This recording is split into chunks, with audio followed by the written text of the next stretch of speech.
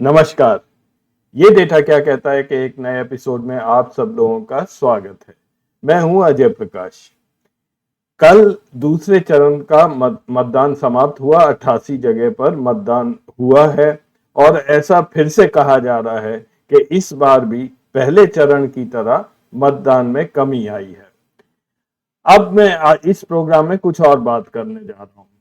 मैं थोड़ा सा रिवाइंड करूंगा।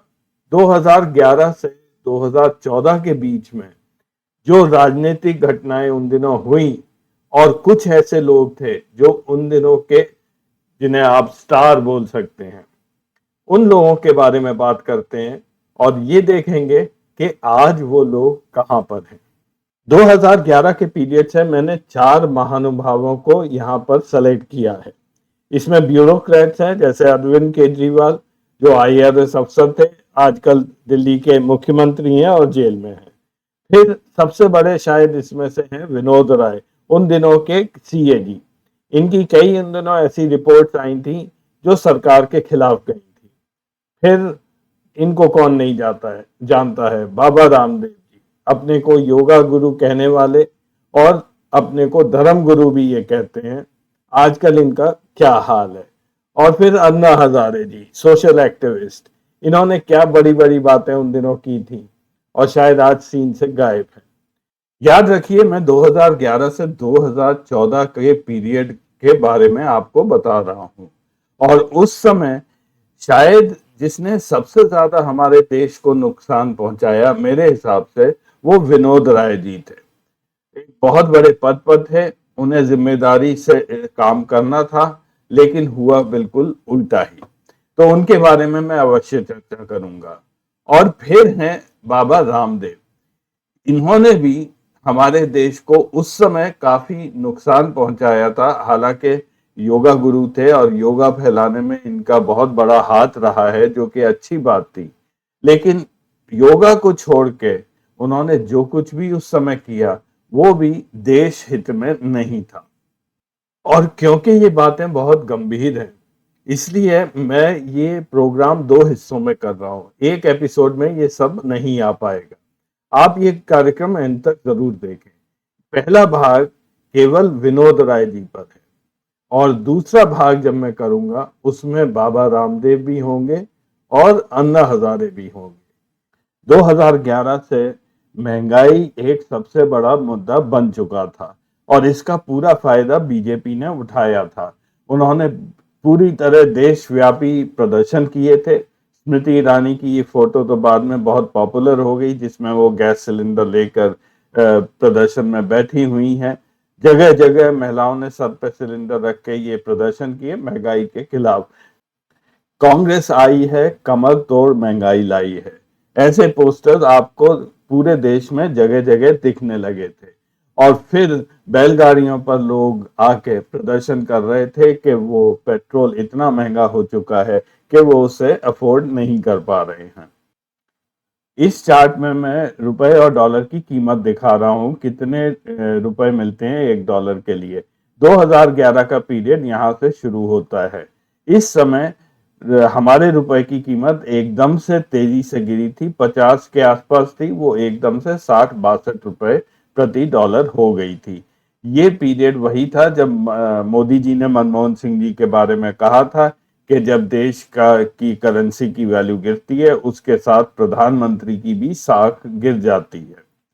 लेकिन ये अलग बात है कि 2014 के बाद से रुपए की कीमत लगातार लगभग गिरती गई है और पिछले कुछ दिनों में ये फिर से तेजी से गिरी है और अब शायद 82-83 रुपए प्रति डॉलर तक आ गई है।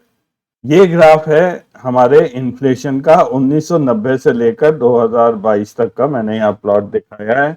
यहाँ भी इन्फ्लेशन आप नोट करेंगे तो 2011 के आसपास और उससे पहले ये 10% के ऊपर पहुंच गया था, 12% 2011 में, 9 के करीब, और ये 10% के आसपास रहा था।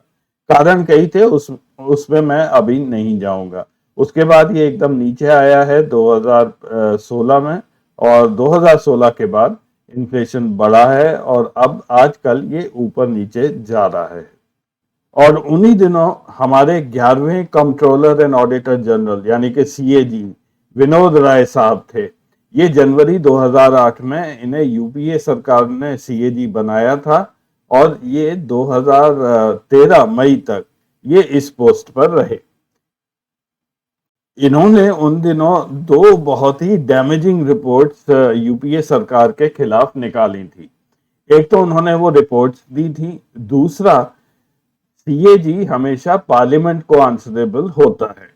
इन साहब ने ये किया कि वो रिपोर्ट पार्लियामेंट तो भिजाई ही, लेकिन इन्होंने वो प्रेस में भी लीक कर दी और प्रेस कॉन्फ्रेंसेस भी इन्होंने करनी शुरू कर दी कि किस तरह से सरकार की पॉलिसीज और नीति की वजह से भारत सरकार को बहुत ही ज्यादा नुकसान हो रहा है।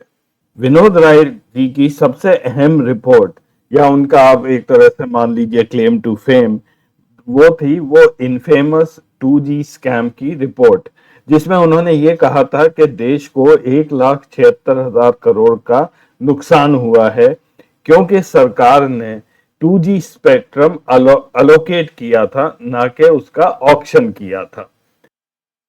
अब मैं इस रिपोर्ट की ज्यादा डिटेल में नहीं जाऊंगा। उस रिपोर्ट की वजह से उन दिनों के मिनिस्टर ए राजा उनको जेल हुई थी और उसके साथ ही कनिमोझी जो डीएमके के चीफ करुणानिधि जी की डॉटर थी, वो भी एमपी थी, उनको भी जेल भेजा गया था। कोर्ट में जब ये केस पहुंचा है और इस पर ट्रायल होते रहे तो अब ये पता चला है कि ऐसा कुछ भी नहीं हुआ था। विनोद राय का स्टेटमेंट के 1,76,000 एक प्रिजम्पटिव लॉस था, यानी कि उन्होंने कई सारी चीजें प्रिज्यूम की थी और कुछ कैलकुलेशन करके ये फिगर दे दिया था। कोर्ट ने इसको रिजेक्ट कर दिया। जजमेंट में ये लिखा गया that not a single piece of admissible evidence existed against the accused, यानी कि एक भी ऐसी चीज नहीं मिली है जो गिल्टी लोग हैं उनके खिलाफ जाती है। मोदी सरकार के आने के बाद विनोद राय को चेयरमैन बनाया गया बैंकिंग बोर्ड का। उसके बाद 2017 में इनको बोर्ड क्रिकेट का बीसीसीआई का इंटरिम प्रेसिडेंट बनाया गया और आजकल ये केरला इंफ्रास्ट्रक्चर इन्वेस्टमेंट बोर्ड के सलाहकार बने हुए हैं। इस केस में बात यही नहीं खत्म हो जाती है कि कोर्ट ने ये केस उठा के बाहर फेंक दिया और सब लोगों को इस केस में एक्विट कर दिया, किसी के खिलाफ भी कोई भी केस नहीं बना। तो 15 महीने जो ए राजा जेल में रहे वो समय उनका कौन लौटाएगा। कनिमोझी भी जेल में रही।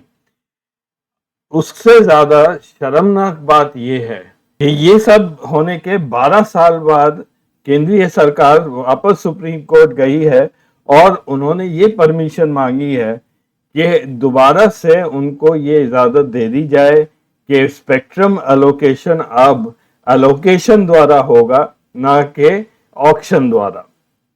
तो अगर कोई स्कैम हुआ है तो वो स्कैम था विनोद राय की ये वाली 2G स्पेक्ट्रम की रिपोर्ट। दूसरा स्कैम उन दिनों में विनोद राय ने जो सामने लाया उसको कोलगेट के नाम से जाना जाता है। उन्होंने कहा कि कोल सेक्टर में 1,86,000 करोड़ रुपए का घाटा हुआ है। उनका आर्ग्यूमेंट और तर्क वही था कि भारत में 57 कोल फील्ड्स हैं और वो अलोकेट किए जा रहे हैं प्राइवेट कंपनीज को, जबकि उनकी बिडिंग होनी चाहिए थी। और इस हिसाब से उन्होंने एक अंदाजा लगाया कि 1,86,000 करोड़ रुपए जो भारत सरकार को आने थे वो इस पॉलिसी, इस नीति की वजह से नहीं आए। इसी चीज को एक हाइप की तरह क्रिएट किया गया और इस तरह तरह के ग्राफिक्स बनाए गए, जैसे मैं एक आपको यहाँ दिखा रहा हूं। इसमें ये दिखाया गया कि अगर ये घाटा नहीं होता तो हम 74 सिटीज में मेट्रो चला देते, या HIV की कितनी डोजेस बन जाती हैं, या पीने का पानी कितनी जगह पहुंच जाता, वगैरह वगैरह। और सबसे ज्यादा दुख की बात यह है कि उस समय के coal secretary Shri HC Gupta, उनके खिलाफ शिकायत दर्ज हुई। सीबीआई के स्पेशल कोर्ट ने उनको गिल्टी माना, उनको 3 साल की सजा सुनाई गई। लेकिन जो IAS फ्रेटर्निटी है वो इस बात को मानने से बिल्कुल इनकार करती है। सब लोगों का, जो भी एच.सी. गुप्ता जी को जानते हैं, वो ये कहते हैं कि इनसे ज्यादा ऑनेस्ट अफसर रहा ही नहीं है कोई। Impeccable integrity to the last person. और ये बात और किसी ने नहीं, अनिल स्वरूप जो उसके बाद में कोल सेक्रेटरी बने थे 31 अक्टूबर 2014 को, ये बात उन्होंने कही। और एक चीज उन्होंने ये भी कही थी कि ये एच.सी. गुप्ता को फंसाना एक शेक्सपियरियन ट्रेजेडी थी। आज के इस पार्ट 1 जो मेरा प्रोग्राम है, उसमें मैं अंत में 2 आपको वीडियोस दिखा रहा हूं।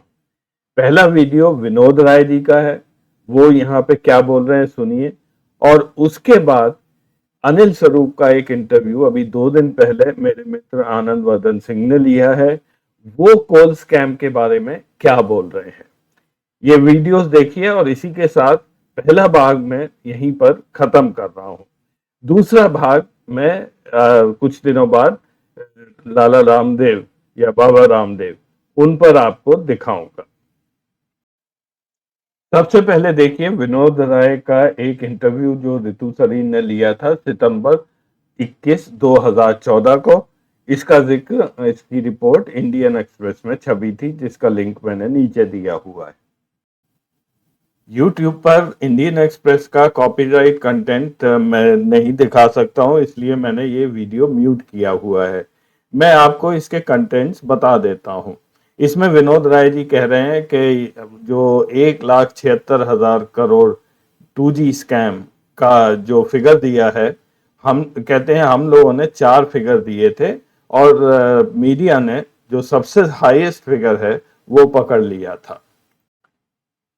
फिर वो इसी इंटरव्यू में आगे बात करते हैं कोलगेट स्कैम की, जिसमें 1,86,000 करोड़ के घोटाले का आरोप लगाया गया था। विनोद राय जी कहते हैं कि ये जो मैंने फिगर दिए हैं, ये आप सरकारी फिगर से एक बार कंपेयर करिए। वो ये भी कहते हैं कि उन्हें ये याद है कि उन्होंने ये फिगर 6,282 मिलियन टन कोयले के लिए ये फिगर दिए थे। विनोद राय जी आगे कहते हैं कि सुप्रीम कोर्ट ने एक एम्पावर्ड कमेटी का गठन किया है जो इस मामले की जांच कर रहे हैं, जहां पर फॉरेस्ट की जमीनें कोयले के लिए आवंटित की गई थी। आप ये इंटरव्यू पूरा जरूर देखिएगा। इसमें आगे विनोद राय जी अपने कैलकुलेशंस को जस्टिफाई कर रहे हैं और वो ये कह रहे हैं कि सरकार ने अपने जो फिगर्स दिए थे वो 4 माइंस के लिए दिए थे, जिसमें उन्होंने 80,000 करोड़ रुपए के घाटे की बात की है। इंटरव्यू पूरा जरूर देखिए, क्योंकि इसका खंडन बाद में जो कोल सेक्रेटरी बने थे अनिल स्वरूप, उन्होंने किया है। और आगे मैं आपको उनका ही एक क्लिप दिखा रहा हूं। अब सुनिए कुछ भाग उस इंटरव्यू का जो आनंद वर्धन सिंह ने अनिल स्वरूप का लिया था 1-2 दिन पहले। सर, एक अब आपका, आप एज कोल सेक्रेटरी, और आपने जब कोल सेक्रेटरी रहे तो मुश्किल समय में आपने उस कोल मंत्रालय को संभाला था। पार्लियामेंट में टेबल हो चुकी थी कैग की रिपोर्ट, जिसमें कहा गया था करीब 2.25 लाख 1,85,000 का एक नोशनल नुकसान हुआ है। मैं थोड़ा अपने दर्शकों के लिए चाहूंगा कि आप ब्रीफली, क्योंकि वो सारा नोशनल नुकसान था और बाद में जब उसमें अदालत में गए और बहुत सी उसके जांच हुई तो लगा कि ये ऐसा नहीं था। प्रोसेस में कोई भी प्रोसेस कैन बी क्वेश्चन। मैं थोड़ा ब्रीफली, क्योंकि आपने इसमें कई बार बोला है, लेकिन मैं अपने दर्शकों के लिए बहुत देखिए, मैंने इस पे बोला है और इस पे लिखा है काफी विस्तार से। संक्षिप्त में बताना चाहूंगा समस्या क्या थी। समस्या ये हुई कि सीएजी साहब ने लिखा तो है, I am not just an accountant, लेकिन प्योरली अकाउंटेंट की होते हुए उन्होंने एक एवरेज कॉस्ट ऑफ माइनिंग निकाली, एवरेज रिटर्न निकाला और उसको घटा दिया और मल्टीप्लाई कर दिया नंबर ऑफ माइन से। उससे उन्होंने 1,78,000 करोड़ रुपए निकाला। मैंने अपनी पुस्तक में एक्सप्लेन किया बिल्कुल विस्तार से कि ये कैलकुलेशन ही गलत था, क्योंकि हर माइन की कॉस्ट अलग होती है माइनिंग की। क्योंकि अगर कोयला ज्यादा नीचे है तो ज्यादा उसमें कॉस्ट लगेगी, ऊपर है तो कम कॉस्ट लगेगी। मैं बहुत मोटी बात बता रहा हूं आपको। तो इतना डिफरेंस है कि 400 रुपए मेट्रिक टन से लेकर 3,000 मेट्रिक टन, इतना वेरिएशन है। उन्होंने एवरेज कॉस्ट ले ली। एवरेज से नहीं, उनको हर माइन पे देखना चाहिए। तो पहली चीज तो कैलकुलेशन गलत था, इवन नोशनल कैलकुलेशन गलत था, बाकी तो अलग है डिस्कशन पे।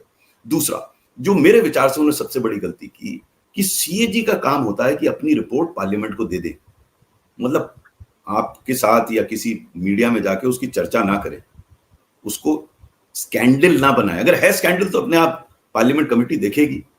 देखिए, इसमें गलतियां तो हुई थी कोल ब्लॉक एलोकेशन में, ये कहना गलत होगा कि गलतियां हुई थी, लेकिन जो उसको स्वरूप दिया गया स्कैम का वो गलत था। उसके फलस्वरूप क्या हुआ, सीएजी साहब ने तो माइंस कैंसिल की 2004 के बाद की, सुप्रीम कोर्ट 2 कदम आगे चला गया, उसने 90 दशक में जो माइन थी उनको भी कैंसिल कर दिया।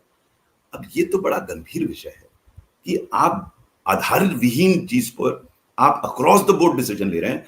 मेरा ये मत था कि अगर सीएजी साहब थोड़ी मेहनत करते और प्रत्येक माइन का निकालते और उसकी प्रक्रिया निकालते कि किस में प्रक्रिया में गड़बड़ हुआ है, उन माइंस को आप कैंसिल करते तो बहुत अच्छा होता। लेकिन उन्होंने क्या, उन्होंने वाहवाही लूट ली, उन्होंने जनरल पब्लिक को बता दिया।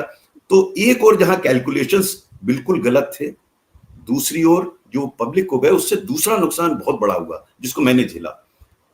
अधिकारियों ने फाइल पे निर्णय लेना बंद कर दिया। आप देखिए कोल ब्लॉक एलोकेशन जो हमने किया चुनाव में ऑक्शन के बाद, उसमें कई फाइलों पर जो व्यू था वो मेरा था, सेक्रेटरी गवर्नमेंट ऑफ इंडिया से स्टार्ट होता था। ये बड़ा विचित्र स्थिति थी और मैं किसी को ब्लेम इसलिए नहीं करता कि मेरे अधिकारियों को भी संशय होगा कि कल मालूम नहीं दूसरा सीएजी आके बात दूसरी कर दे, तो इसलिए कोई निर्णय, तो जो ब्यूरोक्रेटिक इंपैक्ट ऑन ब्यूरोक्रेसी हुआ ऑन डिसीजन मेकिंग, वो तो डेवास्टेटिंग था, उसको आप कभी माप नहीं कर सकते। उसका कितना नुकसान हुआ क्योंकि डिसीजन मेकिंग में डिले होने लगा। देखिए, सरकार में गलत और सही दोनों डिसीजन होते हैं, जो गलत है उसमें एक्शन लीजिए, लेकिन आप कहेंगे कि हर डिसीजन को हम माइक्रोस्कोप से देखेंगे और उसमें गलती निकालेंगे ही, जो कि सीएजी ने ऐसा आभास दिया कि वो माइक्रोस्कोप से लग गए हर में, और जहां नहीं थी वहां भी निकाल दी, जहां थी वहां निकाल दी। कियोस। जी।